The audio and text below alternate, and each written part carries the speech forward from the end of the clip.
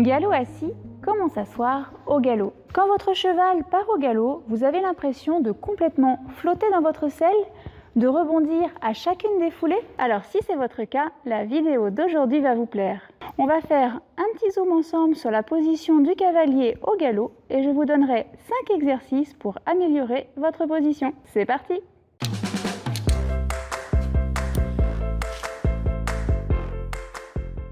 Bonjour les cavaliers, bienvenue sur Adada Mon Dadou.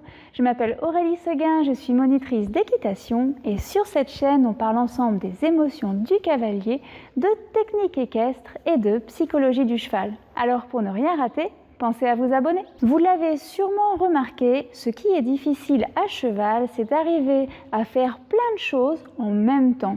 La gestion de notre cheval nous demande de multiples compétences et quand on débute, on a du mal à penser à tout. Il nous faut à la fois faire attention à notre équilibre, donner de l'impulsion et le diriger. Alors pour vous faciliter la tâche dans un premier temps au galop, vous allez vous focaliser sur une seule chose, votre bassin. Et oui, c'est grâce à votre bassin que vous permettez à votre corps de suivre les mouvements du dos de votre cheval. C'est donc la clé pour galoper assis. En fait, quand notre cheval galope, notre bassin passe par 3 positions. La position neutre, la position antéversée et la position rétroversée. Au départ, quand vous êtes assis sur votre cheval, votre bassin va être en position neutre, c'est-à-dire dans son axe naturel avec une légère cambrure. Dans cette position, le centre de gravité du cavalier se trouve au-dessus de ses talons. C'est la position de base quand le cheval est statique. Le truc, c'est que l'équitation, ça ne se fait pas en statique. Il va donc falloir que votre corps s'adapte au mouvement d'oscillation de la colonne vertébrale de votre cheval, qui au galop fait comme une vague. Et donc pendant le galop, votre bassin va osciller entre une position neutre, une position en antéversion, une position neutre, une position en rétroversion, neutre, antéversion, neutre, rétroversion, etc., etc. Vous l'avez compris, pour avoir un bon liant et être bien assis au galop, cela va vous demander de la souplesse et de la décontraction pour permettre à votre bassin d'évoluer dans ces 3 positions. Également, le placement de votre haut du corps est important. C'est complètement lié au liant de notre bassin. En fait, si vous avez un placement avec le haut de votre corps en avant de la verticale, vous allez fermer l'angle de votre bassin et donc l'empêcher de suivre les mouvements de votre cheval. Avant de partir au galop, pensez bien à mettre vos épaules en arrière, légèrement en arrière de la verticale, pour permettre à votre bassin de suivre les mouvements de votre cheval. Enfin, le 3e point clé, ce sont vos jambes. Quand on part au galop au début, on appréhende tellement la chute que l'on a tendance à serrer fort ses jambes et à les remonter, ce qui a évidemment pour effet de limiter les mouvements de notre bassin. Donc pensez à bien décontracter vos jambes, à bien les laisser descendre. Mais ça va se faire petit à petit. Pensez qu'au début, vous ne pourrez pas à la fois penser à vos jambes, à la fois penser au haut de votre corps et à la fois penser au bassin. Donc focalisez-vous vraiment sur le mouvement du bassin, les autres points clés suivront naturellement.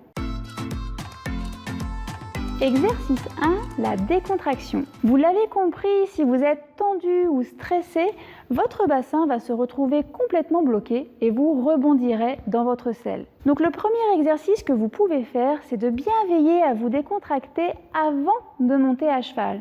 Et le truc imparable, c'est de vous échauffer. Alors rien de bien compliqué, quelques tours en courant, quelques pas chassés, quelques montées de genoux et le tour est joué.